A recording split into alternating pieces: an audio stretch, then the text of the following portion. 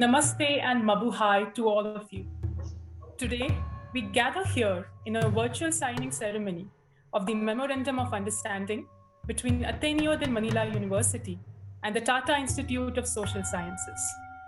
Before we begin, may I request you all to please place yourself in appropriate posture for the national anthems of India and the Philippines.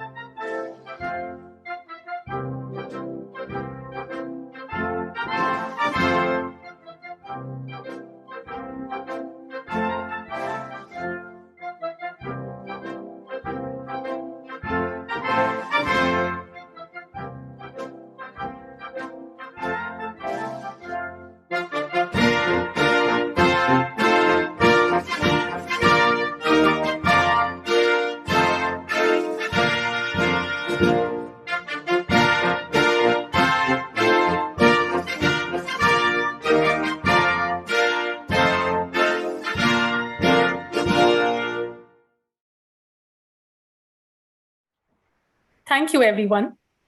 The MOU that will be signed today between Ateneo de Manila University and Tata Institute of Social Sciences intends to promote exchanges between the two universities in the field of disaster studies, that is now an emerging globally as a full-fledged academic discipline that demands specialization, academic education, training, and sharing of best practices.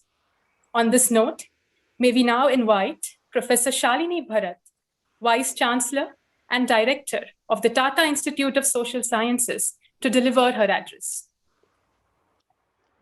Namaste to everyone, and good morning, good afternoon. Indian Ambassador to the Philippines, His Excellency Shambhu S. Kumaran, Father Professor Roberto Yap, President Ateneo de Manila University, Philippines, faculty members from the School of Social Science and the School of Science and Engineering of the university, Colonel Joshi, Registrar of the Institute, Professor Janki Andharia, Dean Jamshedji Tata School of Disaster Studies at TIS, all other faculty colleagues who have connected today for this very important event, I have the pleasure of warmly welcome you all to the first MOU signing ceremony with the university in the Philippines. As a community engaged public university, the Tata Institute of Social Sciences, now in its 84th year, is quite unlike any other conventional university. From its very inception, the Institute has adopted an educational ecosystem where classroom learning is blended with training in actual field settings, and where faculty and students co-create model field action projects for bringing people-centered solutions to pressing social problems.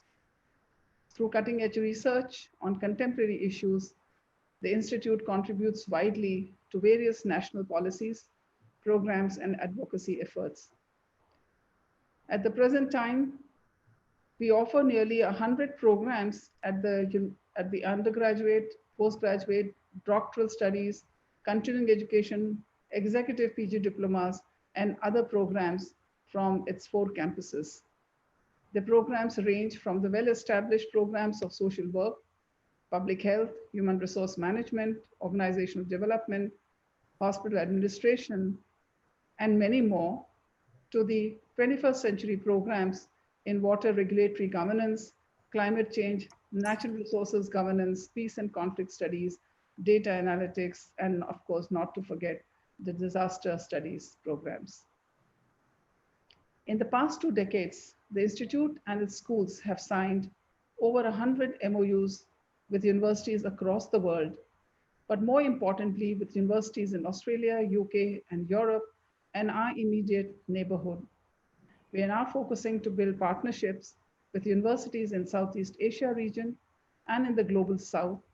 And this unique partnership with Ateneo de Manila University, therefore, assumes special significance for us. As the director, I heartily welcome this initiative and thank the Indian ambassador for being the catalyst. The significance of disaster risk reduction, disaster preparedness, use of technology for the benefit of communities to save lives and property in the face of rising disasters cannot be overemphasized. According to the 2019 UNESCAP report, annual economic losses due to disasters cost the Asia Pacific region nearly 675 billion US dollars, about 2.4% of its GDP. Disaster risk seems to be growing at a much faster rate than resilience building, and disaster losses continue to outpace the region's economic growth. Much work needs to be done in this domain and in the region. India plays an active role in global initiatives on disaster management. India is signatory to the Sendai framework for DRR, that is disaster risk reduction, and is committed to achieve the priorities and the objectives through systematic and institutional efforts and international cooperation. The COVID-19 pandemic has reminded the world that risk is systemic, interconnected, and cascading, and that it disproportionately affects the poor, the vulnerable, and the marginalized. In a globalized world, more than ever before, we need extraordinary international cooperation. I'm sure that the quality of this partnership and nature of cooperation between the two universities would be effective, meaningful, and strong, leveraging our mutual strengths and priorities in responding to the needs in this field of disaster risk reduction and knowledge building. We envisage several initiatives. For example, we could have joint research, joint publications, training programs, student and faculty exchange programs, and of course, collaborative teaching. Anchored at the School of Disaster Studies in the Institute, Professor Andharia and her team would steer this forward by organizing meetings with colleagues from both universities in order to give shape to the specificities of joint programs, including funding arrangements. Clearly, there are many, many common areas of interest, and I know that colleagues in the school look forward to this association. And once again, I heartily welcome this partnership and you all who are witnessing this very important event. Jai Hind.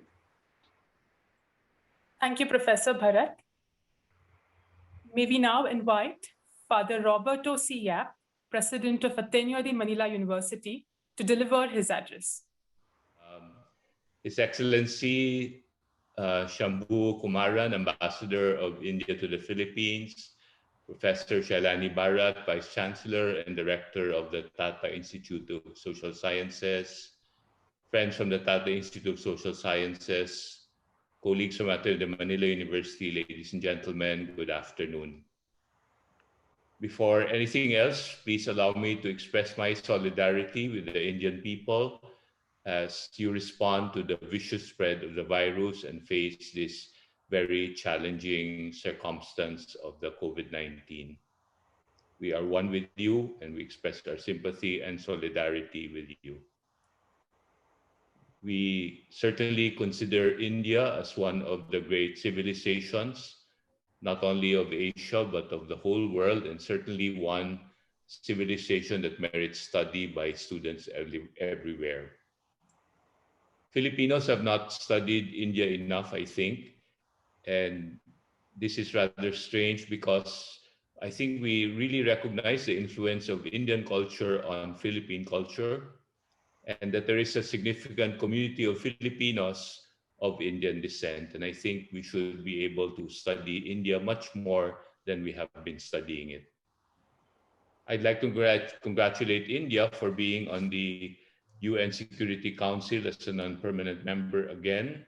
It is the 8th time that India is in the Security Council. Allow me also to express my admiration of Jamsetji Tata, the founder of the Tata Group. Mr. Tata is regarded as the legendary father of Indian industry. He is known as one of the most important builders of the modern Indian economy, and he is most worthy of emulation for his tenacity of purpose and the ability to innovate. I would also like to thank His Excellency Shambhu Kumaran, Ambassador of India to the Philippines. He is the one who initiated these recent efforts to link Ateneo de Manila University in the Philippines with Indian universities. When he began his tour of duty here in the Philippines, Ambassador Kumaran asked to visit Ateneo de Manila last November 9, 2020, in the middle of the lockdown and the quarantine and the pandemic. And we had a very good and open discussion, and we really were sharing on how we can link up Ateneo de Manila and Philippine universities to India and to also India universities. I'd really like to thank Ambassador Kumaran for the efforts of really trying to build bridges and make these linkages as strong as possible. I think the decision of Ateneo de Manila and Tata Institute of Social Sciences to mount academic programs in disaster studies is called for by the environmental challenges that affect our people in the world. Disaster studies are crucial for the Philippines. Last 2020, as if COVID were not enough, we had a volcano, Taal volcano, erupting, affecting towns and cities surrounding the volcano. 39 people died as a result of the eruption, and millions of dollars of economic activity and economic products were destroyed by that eruption. Two major typhoons hit us toward the end of 2020. We have many typhoons, but as we approach the end of the year, two major ones hit us, Typhoon Goni and Typhoon Bamko. And we saw houses and whole towns flooded. Bamko affected 4.8 million people and Goni 2.7 million people. 73 deaths resulted from Typhoon Bamko and 25 from Typhoon Goni, and both together destroyed over 400,000 houses. So disaster studies is a necessity for us in Philippine universities. At Ateneo de Manila, we have had to establish a master's program, Master of Disaster Risk and Resilience, which is an interdisciplinary program of the physical and social sciences. We also have a major project known as Coastal Cities at Risk in the Philippines, also interdisciplinary. It's a project of research, advocacy, and capacity building in the areas very much of climate and disaster resilience. My hope is that this partnership between Ateneo and Tata Institute of Social Sciences will be mutually beneficial for our programs of study and research on disaster risk management and resilience, which I think is much needed by both our countries. I would like to express my appreciation to TISS for their receptiveness to collaborate with Ateneo de Manila. And I would like to declare our very strong and dedicated intent to sustain and grow our engagement. Many thanks to you all and good afternoon. Thank you, Father Yap. We shall now have the signing of the MOU by the heads of two institutions. May we invite Father Yap and Professor Bharat to affix their signature on the document.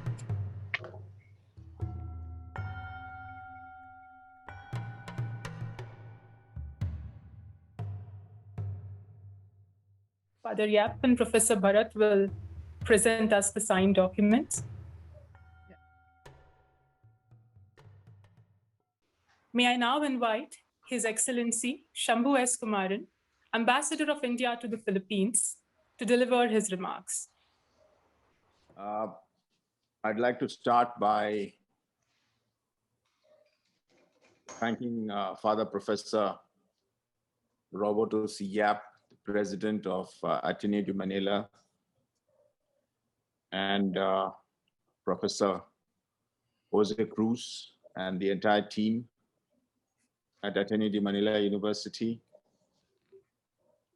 for this event today, and equally Professor Shalini Bharat and all her colleagues, in particular Professor Andharia from the Institute of Disaster Studies, and all the colleagues at TIS. It's a very happy occasion for us. Of course, I'd like to acknowledge that we are meeting in somewhat difficult circumstances. And I'd like to just convey my thoughts and prayers for all the families of those who are being affected in India in particular, but also continuing cases in the Philippines as this global pandemic continues to challenge our societies and our states and our communities. I'd like to particularly welcome this engagement today, because it does provide us solace and hope for the future. Because one of the things that has become very clear is that the optimism at the turn of the century with regard to a very peaceful 21st century, an era of peace and prosperity, is now increasingly looking frayed. The causes of that are many. Competition between states is, of course, one factor. But more importantly, I think there are several other challenges that are confronting us. In particular, the challenges of climate change, and most recently, of course, this devastating pandemic that we are all going through. And therefore, this engagement with regard to cooperation between two leading academic institutions of India and the Philippines reflects both our shared resolve to work to address these challenges in the future, and also a deep sense of confidence in each other's abilities as learning and growing institutions that can contribute meaningfully in the response to the emerging set of challenges. A lot of the energy and attention is traditionally focused with North-South cooperation, but increasingly, as Professor Bharat said, relevance and applicability dictate that we should explore greater South-South engagement. And while we may not have the resources always to be able to provide the answers, I think our cooperation will have very, very applicable and relevant solutions to a lot of the challenges.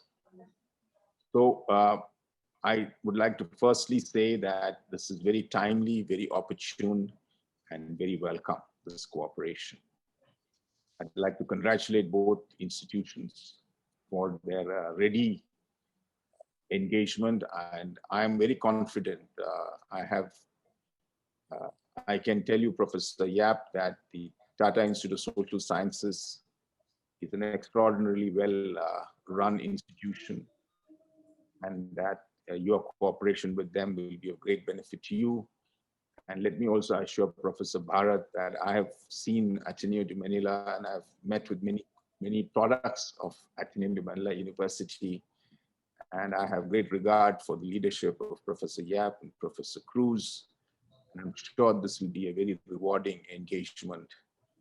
And I do recall, Professor Yap, our meeting last November. And I do remember one sentence that you said at that time, just to lighten our discussion today a little bit. You said that many ambassadors come to you, and then there is a photo opportunity, and you say nice things. And then you find the next incumbent coming after a few years, and the same cycle is repeated. And I assured you that this would not be the case, and that we will definitely move to programming cooperation. Of course, we don't want to stop here. We do have your thought in mind about an India Studies Center. And I'm sure that this relationship will be the beginning of greater engagement. And we will, of course, come back to you to follow that idea about a larger center of India Studies. We very much like to pursue that thought once the current situation eases up and we can have some more discussions to flesh that out. Let me also say, for the benefit of all those present here today, that we are entering a more active and dynamic phase of the relationship between India and the Philippines. We do have a very high degree of political attention and encouragement at the highest level to build this partnership as a vitally important country in the Indo-Pacific. India believes that the Philippines has a very, very crucial role to play in the emerging regional security architecture, in the prosperity frameworks, in particular to do with the blue economy, and also in terms of realizing the potential of the youthful populations of both our countries. India and the Philippines share a lot of similarities. We are both noisy democracies. We are both very youthful countries, but most importantly, we are societies with the thirst for learning and knowledge. And one of the things that you would find both in India and the Philippines, which struck me, is that irrespective of the personal conditions of the parents, one thing that unites Indian and Filipino parents is the desire to see their kids do well educationally. And I think that is what gives us all optimism for the future. In the knowledge economy of the 21st century, I think our partnership will have very, very promising outcomes.